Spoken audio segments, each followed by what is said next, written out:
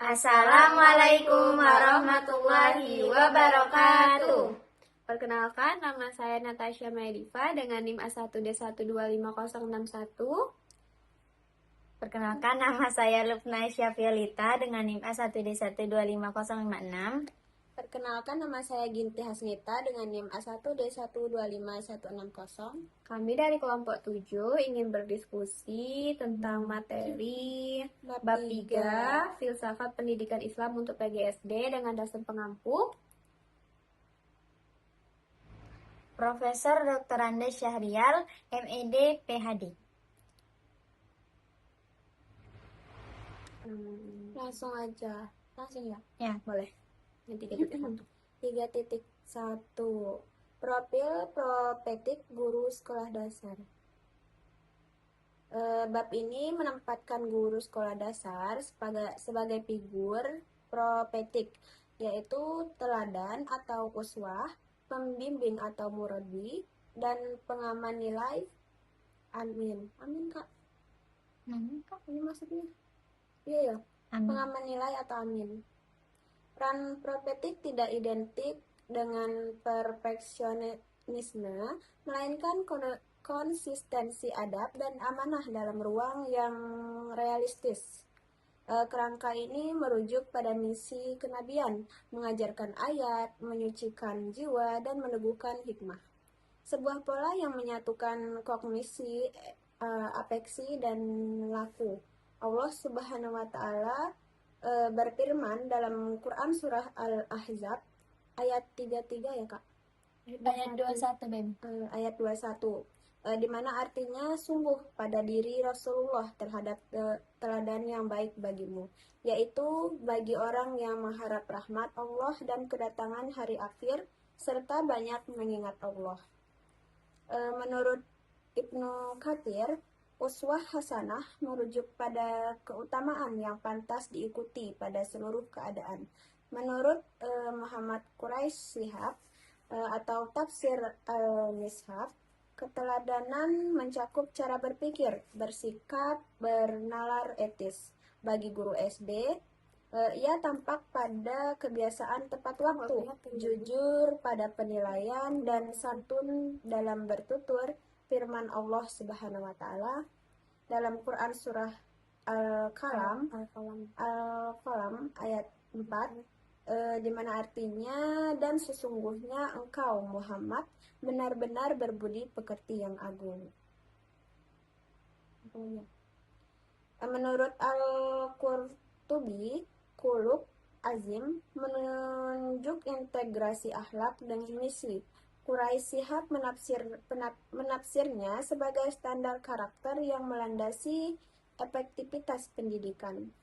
Akhlak guru bukan hiasan retorik, melainkan instrumen pedagogik yang menghasilkan kepercayaan.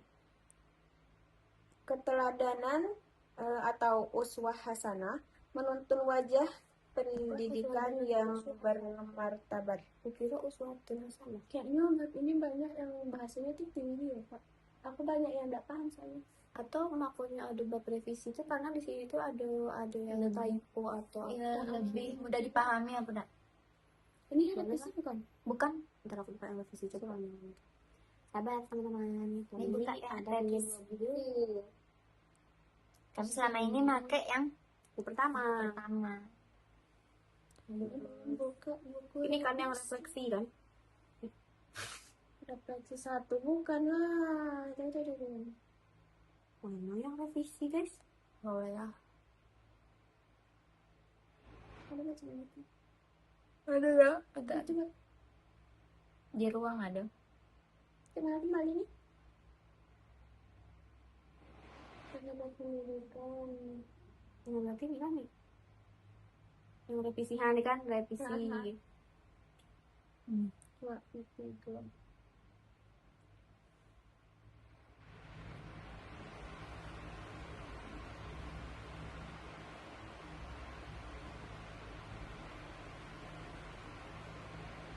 Kalau memang uswah hasanah.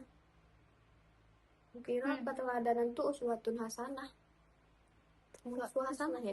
Mungkin Cara ngomongnya uswatun hasanah ya? Atau Tak beda? suasana. Emang uswah hasanah kan? Kan aku yang minim pengetahuan. Lanjut. 3.2 tuh Kak. Lanjut lah. Belum, sudah selesai belum? Oh, Belum nak? sampai mana? Lupa. Keteladanan, suasana. 3.2 Keteladanan atau uswah hasanah menuntun wajah pendidikan yang bermartabat. Anak belajar lebih banyak dari mikroperilaku guru atau cara menyapa, menepati janji waktu, memperbaiki kekeliruan di depan kelas, dan menuliskan sumber dengan jujur sampai ketimbang bentar. Dengan jujur sampai ketimbang dari ceramah panjang.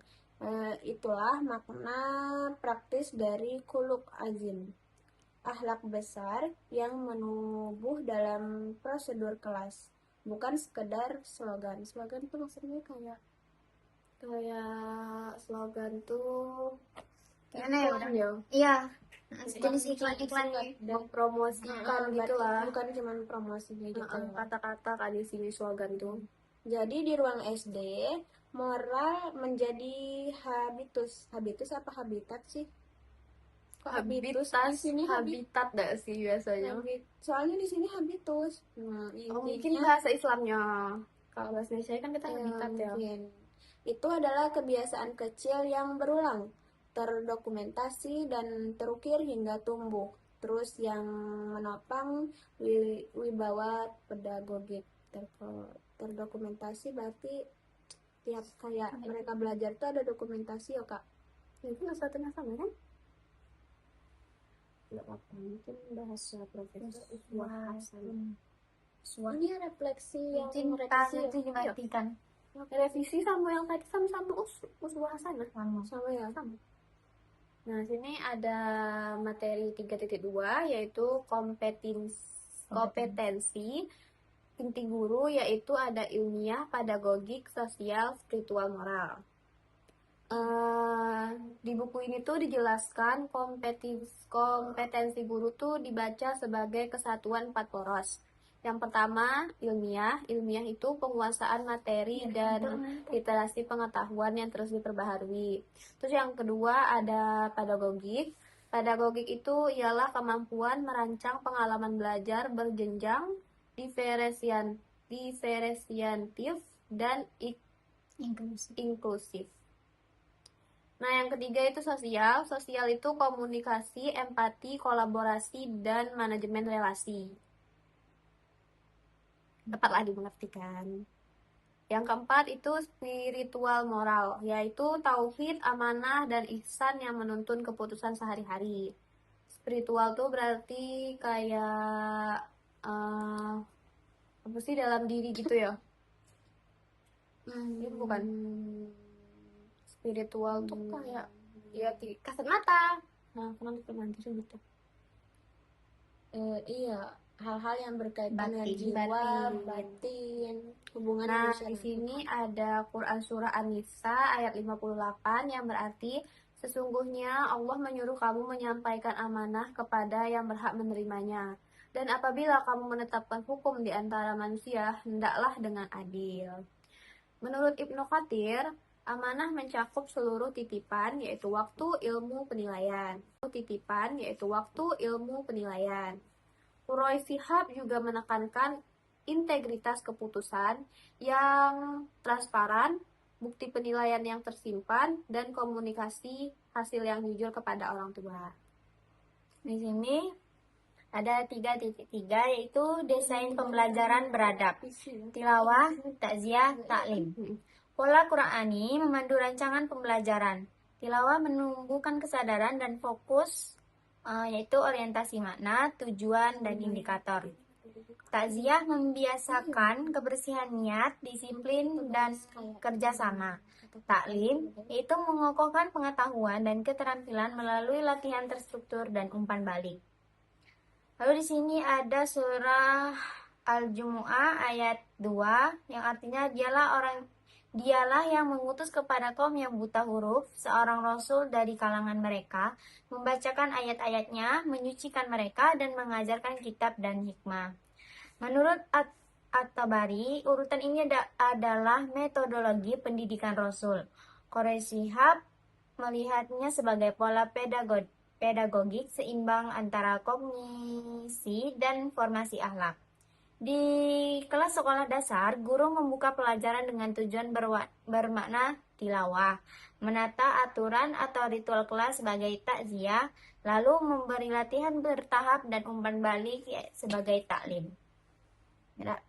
Di 3.4 ada manajemen kelas dan ekologi integritas. Ekologi kelas yang beradab dibangun 3 lapis. Itu aturan bersama yang berisikan kode etik, kelas, prosedur, konsekuensi adil. Yang kedua, transparansi proses, yaitu rubrik, bukti kerja, jejak sumber. Yang ketiga, pembiasaan akuntabilitas, yaitu peran bergilir, seperti ketua, pencatat, penjaga waktu, dan pengawas alat. Pada Quran surah Al-Hujurat ayat 6, yang artinya, wahai orang-orang yang beriman, jika datang kepadamu orang fasik membawa berita, telitilah atau tabayun.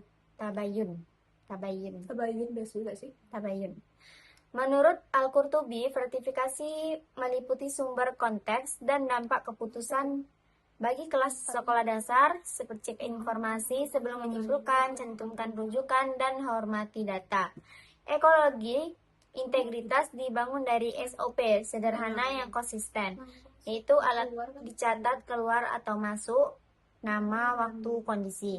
Quartermaster bertugas harian, dan audit alat mingguan oleh pasangan kelompok. Untuk proyek numerasi, seperti pasar jujur, setiap transaksi memiliki bukti tempel dan tutup buku pada akhir unit. Mekanisme ini bukan sekedar administrasi, ia melatih adil, proporsional dan adil, amanah, yaitu bertanggung jawab, dan sidik, jujur pada data, sehingga menjadi kebiasaan yang terlihat. Oke, lanjut lagi. Kayak aslinya aku lah, Kak. 3.5. Tapi cuma kalau aslinya kelihatan bekasnya guys. Ya, Kemudian yang 3.5, penilaian autentik berbasis adab. Penilaian autentik itu menilai bukan hanya hasil akhir, tapi juga prosesnya. Jadi yang dilihat bukan cuma nilai tugasnya, bagus atau tidaknya, tetapi juga bagaimana cara mengerjakannya. Misalnya, apakah jujur saat mengerjakan tugas, apakah bisa bekerja sama dengan baik dan amanah, apakah teliti, dan apakah hasilnya berkualitas. Semua proses itu bisa dikumpulkan dalam portofolio, seperti draft awal, hasil revisi, dan sumber yang dipakai. Jadi guru bisa melihat perkembangan belajar dari awal sampai akhir. Umpan balik yang diberikan juga harus membangun, yaitu jelas, lembut, dan mengajak siswa untuk berpikir serta memperbaiki diri. Kemudian dalam Al-Quran dijelaskan bahwa Allah meninggikan derajat orang-orang yang beriman dan berilmu. Menurut Ibnu Katsir, Allah memuliakan orang yang beriman dan berilmu dengan derajat yang lebih tinggi. Sedangkan Quraisy Shihab menjelaskan bahwa iman dan ilmu harus berjalan bersama. Artinya orang berilmu harus tetap beriman dan berakhlak baik agar ilmunya membawa kebaikan. Kemudian 3.6 ini kemitraan orang tua dan komunitas. Sebentar guys. Komunitas itu apa sih, Nita? Komunitas itu kayak perkumpulan. Nggak tahu. Iya, betul. Iya. Betul. Komunitas itu kan kita pernah belajar ya sama yang Lubnah yang di SD. Kumpulan apa namanya, Kak? Lebih dari satu orang. Pokoknya itu yang lebih dari satu orang disebut komunitas. Dua berpasangan? Iya. Lebih dari 2 orang berarti ya, salah, maaf. Astagfirullah. Izin. Jadi tadi karakter anak tidak terbentuk hanya di sekolah, tetapi juga di rumah dan lingkungan sekitar. Karena itu, pendidikan karakter perlu kerjasama antara orang tua, sekolah, dan masyarakat. Sekolah dapat membantu dengan memberikan ringkasan satu halaman, misalnya setiap selesai satu materi. Isinya bisa saja seperti menjelaskan tujuan pembelajaran, kegiatan yang dilakukan, cara penilaian, serta hasil belajar yang akan dibawa pulang. Selain itu, sekolah juga bisa mengadakan pertemuan 2 bulan sekali untuk berbagi pengalaman, praktik baik, dan tantangan dalam mendidik anak. Dalam membagikan hasil belajar atau nilai anak, sekolah harus menjaga privasi keluarga. Misalnya hanya mencantumkan inisial, bukan nama lengkap, dan tidak menampilkan foto anak tanpa izin orang tua. Dengan begitu, kepercayaan keluarga tetap terjaga dan peran orang tua tetap dihormati. Dalam Al-Quran surah At-Tahrim ayat 6, Allah memerintahkan orang-orang beriman untuk menjaga diri dan keluarganya dari api neraka. Ayat ini menegaskan bahwa orang tua memiliki tanggung jawab utama dalam mendidik anak. Dan menurut Ibnu Katsir, keluarga bertanggung jawab memberikan pendidikan dan bimbingan. Jadi sekolah berperan sebagai pendukung dan fasilitator. Apa tuh, Kak? Fasilitas. Fasilitator Oh, tuh kayak orang yang fasilitator memberikan itu. fasilitas gitu deh sih. Iya, ya. Bukan pengganti peran orang tua. Begitu, guys. Baik, sekarang saya akan menjelaskan materi 3.7, yaitu kesejahteraan guru dan etos keberlanjutan. Di sini etos profetik menolak kelelahan sistematik yang memakan integritas. Ya Allah. Jadi di materi ini tuh ada 3 poin utama yang ditekankan, yaitu landasan teologis yang berdasarkan Quran Surah Al-Baqarah ayat 286. Penulis menggunakan prinsip la yukallifu Allahu nafsan illa wus'aha. La yukallifullahu nafsan illa wus'aha. Wus'aha. Maaf ya, salah. Bukan sekadar sebagai penghibur diri, melainkan sebagai basis kebijakan manajerial. Kebijakan manajerial itu apa ya? Manajerial. Kebijakan Jerial. manajerial itu apa sih? Jadi Sebagai ilmu kebijakan adalah kemampuan aturan atau keputusan yang dibuat oleh pemimpin untuk mengatur jalannya suatu organisasi agar tujuan bisa tercapai dengan baik. Nah, sini menurut tafsir Al-Tabari, jika sekolah memberikan beban melampaui batas kewajaran, sistem tersebut secara tidak langsung sedang memaksa guru untuk melakukan jalan pintas atau manipulasi administratif. Kayak akibat itu apa namanya? Oh, Timporia. Astagfirullahaladzim. Yang kedua, yaitu mencegah kelelahan sistematik. Nah, bab ini berargumen bahwa burnout, kalian tahu burnout nggak sih teman-teman? Jadi burnout itu adalah fase dimana kita tuh ngerasa kayak nggak punya gairah hidup, capek dengan yang kita jalanin sekarang ini. Kondisi kelelahan Iya, fisik. pokoknya kelelahan gitu, kita kayak ngerasa kamu burnout guys. Jadi kalau kalian lagi burnout tuh langsung istirahat, jangan nggak istirahat. Kayak bad mood gitu. No, lebih dari bad mood, kayak kau tuh ngerasa kau tuh capek nian, tidak punya tenaga lagi. Pokoknya tuh kayak di tahap yang capek Kayaknya banget. aku lagi di tahap itu. Pantatnya marah-marah. Ayo. Akhirnya marah pun gak ada tenaga kalau burnout baby. Marah itu apa ya? Aku yang marah. Oke, jadi Wajar. bahwa burnout atau kelelahan guru itu adalah musuh integritas. Jadi janganlah membuat guru-guru kalian kelelahan, wahai anak muda. Kami sebagai calon guru Jangan menyusahkan kami. Maksudnya jangan membuat kami kelelahan. Sayangi kami, cintai kami. maka akan kami cintai. Kalian. Jadi, guru yang terlalu lelah itu cenderung abai terhadap detail evaluasi atau kehilangan kesabaran dalam mendidik. Jadi tuh dia jadi kayak gak fokus sama Pengen mendidik. marah-marah nggak sih jadinya, Kak? Waktu itu kan ada gak sih dulu tuh kita punya guru kita nih marah-marah, kita udah tahu padahal kayak itu tuh kadang masalah cinta rumah loh tangga mereka. Ada loh guru yang kayak gitu bad mood gara-gara masalah rumah kebawa sampai sekolah. Itu sering ya begitu kadang. Ya, dosen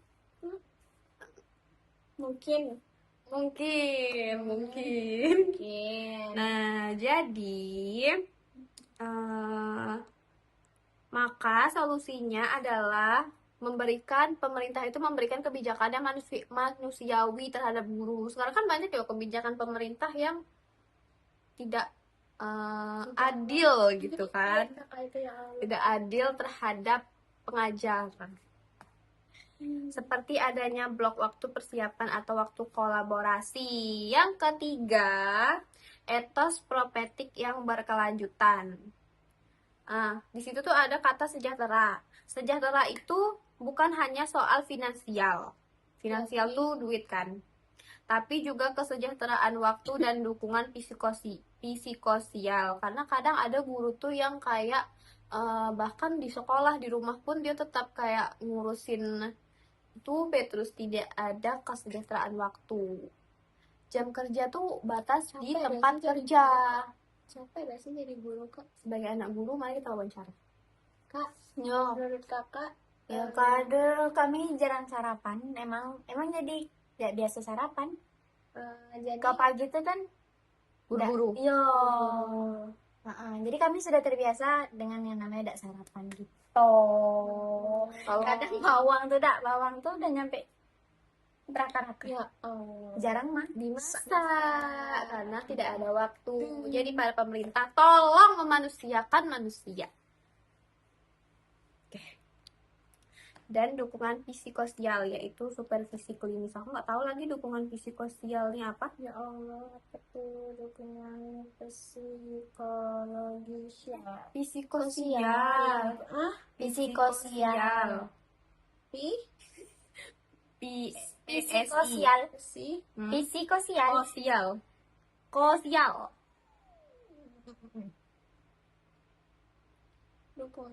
Bantuan yang diberikan untuk menjaga dan memperkuat kesehatan mental. Berarti pantes. Guru, aku tuh pernah bilang dulu SD jangan jadi guru karena cepat tua. Marah-marah. Iya. Ya udah nggak usah jadi guru. Kak yang benar baik, Kak kerja gitu cuman guru, kok doang nggak bisa gini-gini. Lurus gini aja. Tak terbayangkan. Jadi guru itu harus dirawat kualitas mentalnya agar ketahanan moralnya tetap kokoh dalam jangka waktu yang panjang gitu. Jadi kesimpulannya Bapak, materi 3.1 yaitu menegaskan bahwa sistem yang adil kepada guru adalah prasyarat lahirnya guru yang jujur dan berintegritas. Sekolah tidak bisa menuntut integritas sempurna dari guru jika sistem kerjanya sendiri tidak memanusiakan guru. Benar. Nah, begitu. Terus, bagaimana kok? Misalnya ada yang bertanya, bagaimana konkretnya ayat tersebut menjadi kebijakan sekolah? 3.7 enggak, aku ngambil materinya tuh aku suruh Konkretnya adalah dengan audit kerja Bapak, yaitu memberikan ruang transisi antara jam pelajaran, menghindari tugas administratif yang tumpang tindih, dan menyediakan sesi refleksi berkala untuk menjaga kesehatan mental guru. Dengan begitu, guru memiliki kapasitas yang cukup untuk tetap jujur dan teliti dalam menilai siswa, tanpa merasa perlu memanipulasi data hanya karena mengajar tenggat waktu yang tidak masuk akal. Ini aku ngerti. Karena kan, karena kita sekarang kurikulum merdeka nih, jadi tuh murid yang tidak bisa baca pun bahkan dinaik kelaskan karena kebijakan. Tidak bisa. Padahal dia belum bisa membaca dan itu memberatkan. Sekarang tuh pemerintah katanya nggak boleh lagi naik kelas. Karena semenjak keluarnya kurikulum merdeka, Iya pasti kayak gitu sampai Merdeka SMK tapi tambah membodoh-bodohkan rakyat. Jika tidak bisa ya jangan. gimana ya? Nah, dan sebagai guru itu merupakan tekanan karena mereka belum bisa Nyimpang berarti kurikulumnya. memanipulasi data karena kan anak itu tidak bisa membaca dan itu juga akan menyusahkan guru kelas atas lagi Karena kalau dia kelas bawah belum bisa baca, gimana dia mau kelas atas, sedangkan pelajarannya semakin susah gitu. Betul. Jadi saran saya yaitu nggak ada.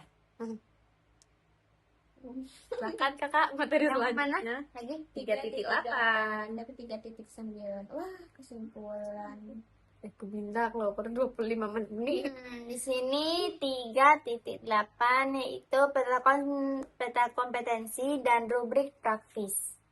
4 kompetensi ilmiah, pedagodik, sosial dan spiritual, moral menjadi nyata ketika memiliki artefak standar dan ritme modernisasi. Kompetensi ilmiah terukur melalui ringkasan artikel bulanan dan bank soal terbuka. Pedagodik melalui RPP berfokus indikator rubrik dan catatan asesmen formatif sosial melalui notula. Pemulihan konflik ringan dan kartu apresiasi spiritual moral melalui logistik, kelas akuntabel dan catatan atribusi sumber. Sekolah menetapkan moderation meeting antar guru setiap 6-8 minggu. Berbagai ancor sampel. Sensor nggak? Ancor. Berbagai ancor sampel. Sampel apa tuh, Kak? Sampel. Sampel tuh kan Ancor contoh. Ya, Ancor. Gak pernah dengar aku guys. Contoh ancur. Gak pernah dengar jujur. Cari ya, cari. Contoh yang hancur. Yang sih biasanya aku. Pantas lah, nggak kering-kering. Oke, jadi kami akan membahas apa tadi? Apa tuh, Kak? Jadi di sini tuh ada bahasa-bahasa yang tidak dimengerti. Kami akan mencari kata-kata Seperti sederhananya. systemic exhaustion. Nah, aku pun susah menyebutnya. Yang mana tuh? Kok aneh ya? Yaitu berarti kelelahan sistematik. Oh, udah ada artinya. Coba deh dari 3.1 kami akan mengubahnya menjadi kata-kata sederhana agar kami mudah memahami diskusi dan membuat refleksi kami agar lebih mudah. Betul. Panjang tapi ya 3.1 ini. Di sini ada semboyan tau teman-teman. Sembahyang. Bahwa integritas guru tidak berdiri di ruang hampa. Aduh, lanjut. Itu dari bukunya, aku juga nggak tahu artinya. Kita ke situ, Beb. Nanti abis bukber kita main biliar. Ini karaoke. Main biliar. Kamu bisa main, Bibi. Belajar lagi. Belajar. Oh, sempat Itu mau ada nggak main sih? ke situ karena kayak ngafe langsung biliar. Berapa Kak 1 jam? Nah, ya? kalau kan Aku nggak maunya di sini. Daerah Rengas Cambang. rame cowok tapi di situ. Iya, iya. Oh iya, udah tahu. Enggak apa-apa. Kita Jangan. pakai rambut palsu barok. Yes. Itu tuh. Tapi kayaknya cowok kelas kita udah ada yang hobi kayak gitu ya. Tahu. Kadang yang diam-diam tuh mengerikan tahu. Sangat bacok. Contohnya. Cinta ditolak. Kapak bertindak. Nah, jadi tadi ada 3.1 yaitu profil profetik guru sekolah dasar. Jadi Profil bab itu apa, itu Kakak? menjelaskan figure profetik yaitu guru yang meneladani sifat para nabi. Masya Allah, pantaslah kita udah ngerti. Karena kita tidak Artinya mengamalkan. guru menjadi contoh yang baik, uswah, pembimbing yang penuh perhatian, murabi, dan penjaga nilai serta kepercayaan. Amin. Jadi menjadi guru profetik bukan berarti harus sempurna, tetapi berusaha konsisten dalam bersikap baik, bertanggung jawab, dan menjalankan amanah dengan sungguh-sungguh dalam kehidupan sehari-hari di sekolah. Jadi konsep itu merujuk pada misi kenabian, yaitu mengajarkan ayat-ayat Allah, membersihkan jiwa, enaknya, dan menanamkan hikmah. Jadi pendidikan tidak hanya fokus pada pengetahuan atau kognitif, tetapi juga perasaan, yaitu afeksi dan perilaku nyata atau tindakan. Tidak sih yang pernah Dalam dibilang Al-Quran surah aja.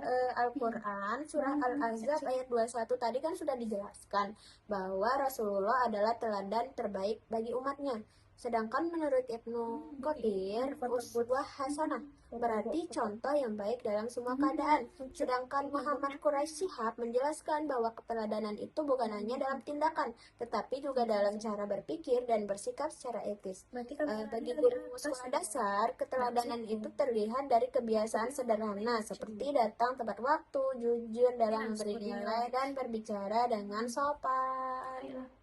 Dalam surah Al-Quran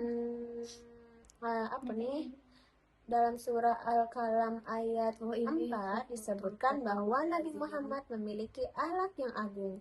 Menurut Al-Qurtubi, akhlak yang agung itu menyatu dengan tugas dan misi beliau. Quraisy Shihab menafsirkan bahwa akhlak guru bukan sekadar hiasan atau kata-kata indah, tetapi menjadi dasar keberhasilan pendidikan. Dari akhlak itulah tumbuh rasa percaya atau terus isu. Rasa percaya dilahiri deh. dari siswa. Akhirnya keteladanan guru bukan hanya lewat ceramah panjang, benar nggak Kakak-kakak? Dengar. Tapi melalui kebiasaan kecil yang dilakukan setiap hari. Contohnya apa? Betul, contohnya tidak datang tepat waktu, tidak terlambat. Terus mengajar dengan sungguh-sungguh, tidak ke kantin di saat jam pelajaran. Cara menyapa siswa, contohnya gitu kan, menepati janji, mengakui kesalahan, Menggunakan bahasa yang sopan dan santun. dan menulis sumber yang jujur kalau membuat tugas. Iya, betul. Bukan GPT aja, Kak. Kapan kita gini? Ban ya, 5 tahun mungkin, maybe. Kemudian contoh nyata pendidikan karakter di sekolah dasar. Kebiasaan-kebiasaan kecil yang baik itu akan membentuk karakter anak secara perlahan dan membangun wibawa guru. Yang ini tadi ini Begitu. latar belakang ini.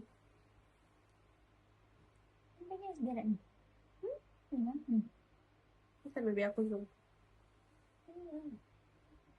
Iya baby, anak betul. Seko cuma yang lainnya bukan? Kak, 50 menit ya. Iya, aku kira orang promosi jilbab. Lanjutlah, kita bahas apa ya? Gue cantik-cantik. Kayak gimana di aura-aura. Tunggu dulu.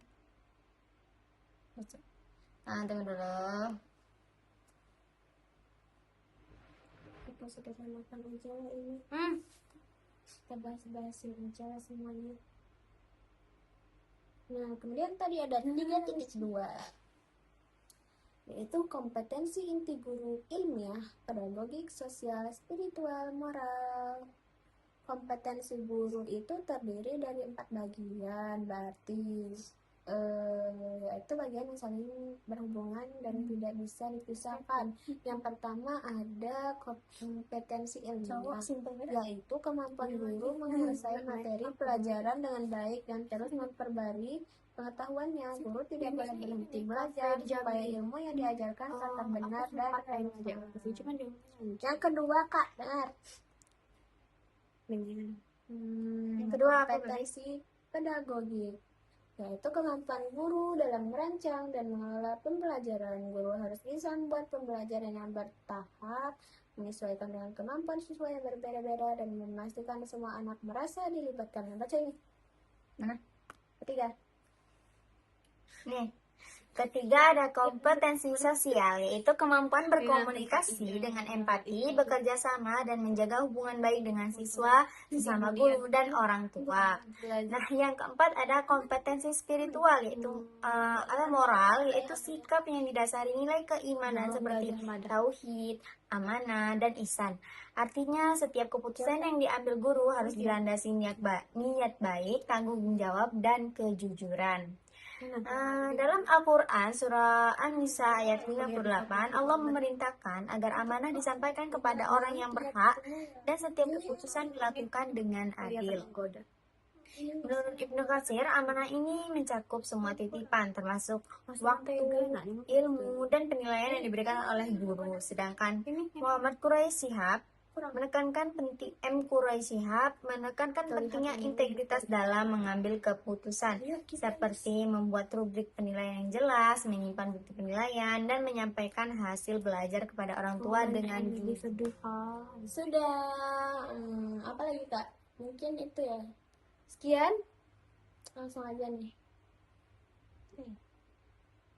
Menurut kamu Baca lagi. gimana lagi ya? Apa lagi Kak yang tilawah, takziah, alim deh? Ya 3.3 tuh loh Kak. Ya, bentar. Aku nih baby. Aku baca. Ke 3.4.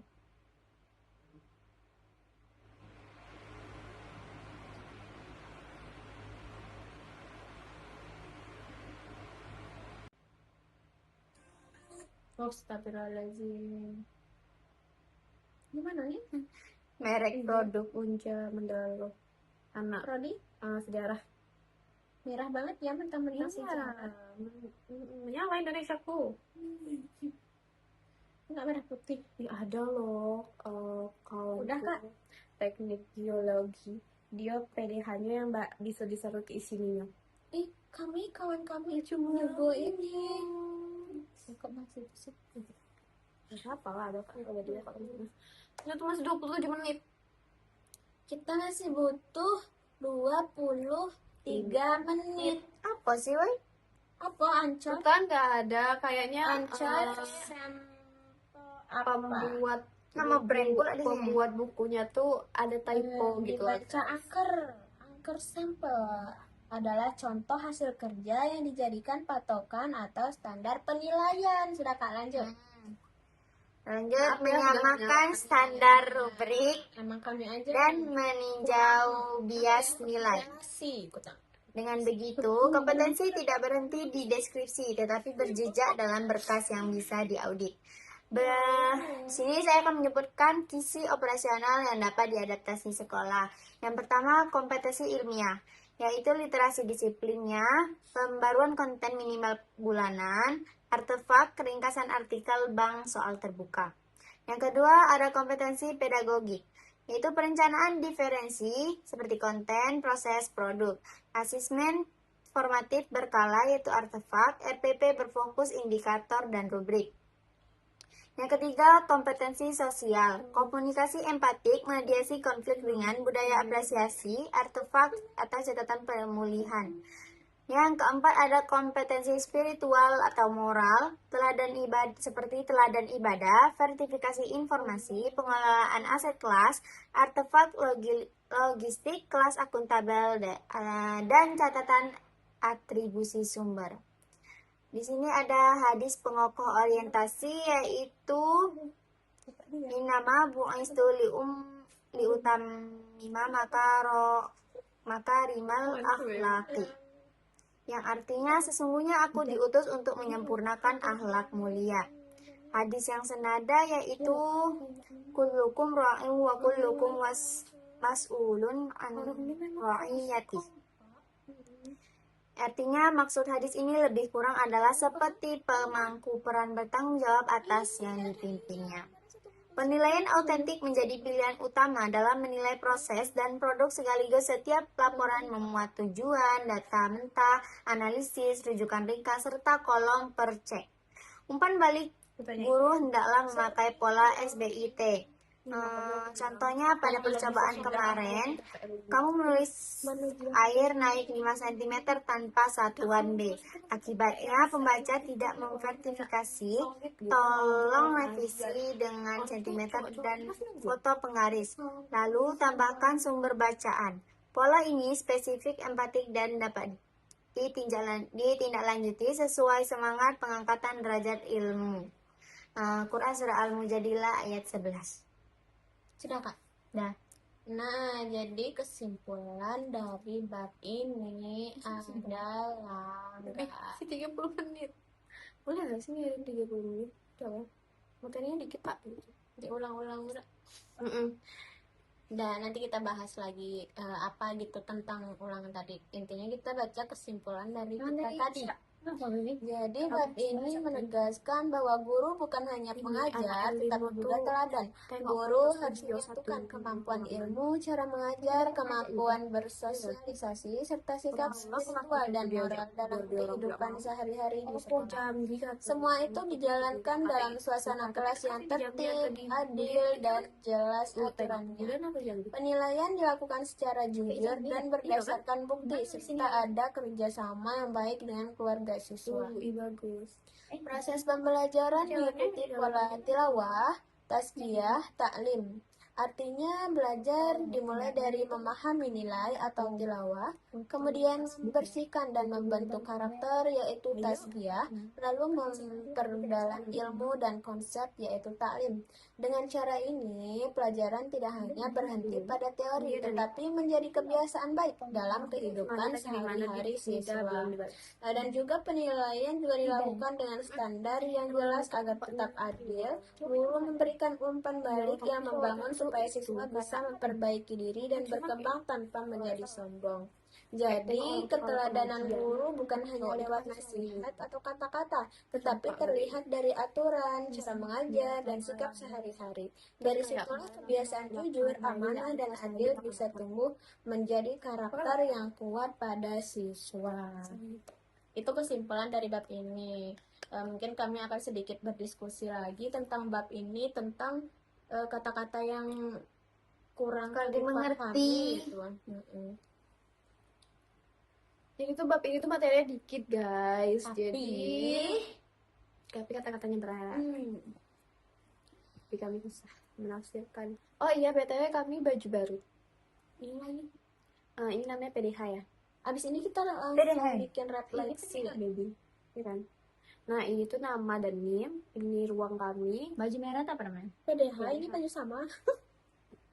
Sebenarnya kalau di Mendalo cuma ini doang, nggak ada baju merah. Iya, makanya mereka bilang PDH Prodi, PDH Fakultas, nggak ada PDH kelas. Nah, kita PDH kelas. Oh iya, PDH kelas. Ini lambang PGSD, lambang Unja. Di sini belakang ini juga ada ini. Ini apa? Ini lambang kelas 01. Pandainya abang. Di sini ada Kayak labang nama Sesino. saya. dan ini. Yang Iya lagi aku kayak mikir ini kayak bahasa. Jepang Yuna apa? Jepang. Ini tuh perpaduan warna krim dan navy. Ini navy ya teman-teman, bukan hitam. Iya kan? ini bernepi. Ini nih kayak apa ya? Gelap banget. Pantasan hari bilang hitam gitu nah. Emang kalau kita nengok, aku Sekilas nengok Sekilas sih hitam. Soalnya matching sama rok. jujur janggal. Jujur janggal. Padahal dia kirim contohnya di situ tuh navy. Happy banget. Cantik. Oh, jadi menurut kakak baju kita nggak cantik sekarang, mentang-mentang nggak terlalu. Tapi kamu tahu nggak, baju kita tuh kayak anak Vapet vibes-nya. Anak peternakan. Kan yang R1-nya tuh kayak aku, Beh. Kayak peternakan banget nggak sih warna ini? Iya, Iya. perpaduan sapi. Terus aku udah ngomong kayak gitu. Kira udah kayak bakal kayak tanah gitu loh. Kambing. Rumput. Enaknya kan rumput dong. Padahal tuh banyak warna-warna pendidikan tuh yang cerah-cerah pilihannya. Iya, betul. Kami ikut saja. Kami kan Aku kira Maret tuh itu tuh krimnya tuh lagi pastel. Aku lagi kira krimnya kayak gini. Aku kira kayak jilbab-jilbab kita lah, ada. Enggak sih. Betul kusam. Krimnya kusam. kayak ada mandi. Ih, krimnya tuh gelap. Iya, Itu Kak, kusam. Aku kira tuh krim pastel. Iya. Krim pastel. Aku langsung ke dasarnya juga keras. Atau kan lebih Panas. panas juga ya. PDH gitu. Nah, baju merah gitu. Nanti lembut lah deh. Enggak ada. Belum betul, cuci lah terus. Ini masuk ini sebagai apa? Laundry. Laundry. Capek manasnya. Tapi nggak usah diperas, langsung jemput. Emak, busuk kak kalau udah kering. Maksudnya tuh dicuci kalau ada sama peras dan jemur. Iya, Kan harinya panas. Kalau ada Kering. Pucuk. Makanya nyuci baju jangan jam 1 malam. Jam 1 siang sih biasanya aku. Pantas lah nggak kering-kering.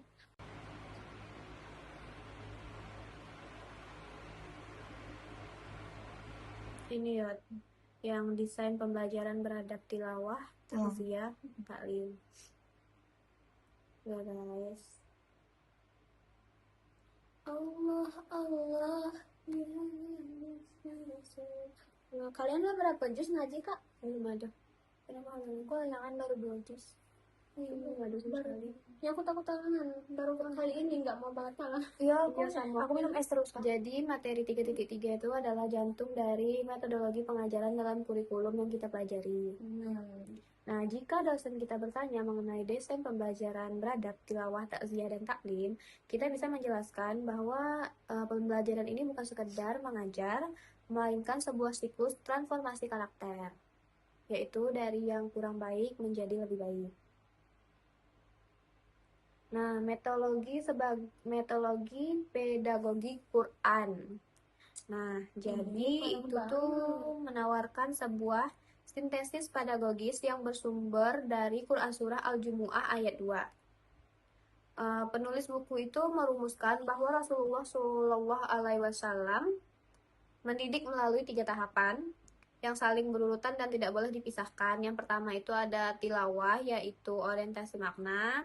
Yang kedua ada takziah, formasi akhlak atau penyucian. Yang ketiga ada taklim.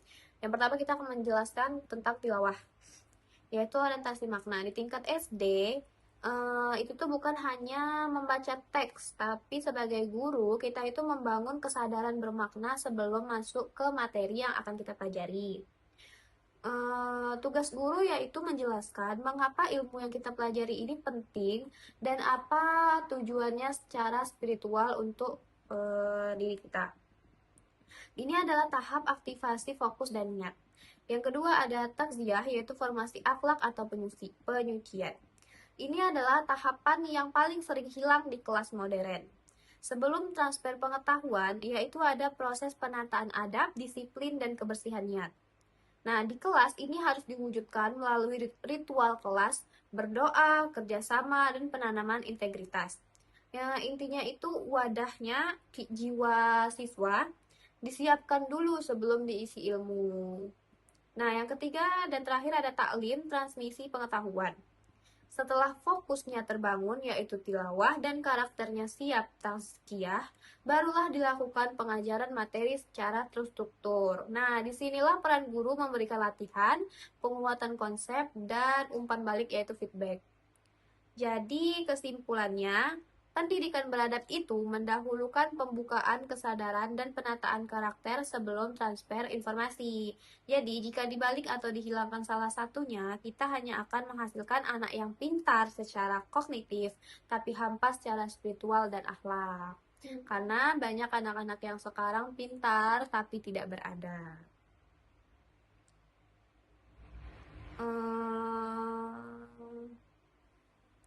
Segitu penjelasan saya tentang 3.3.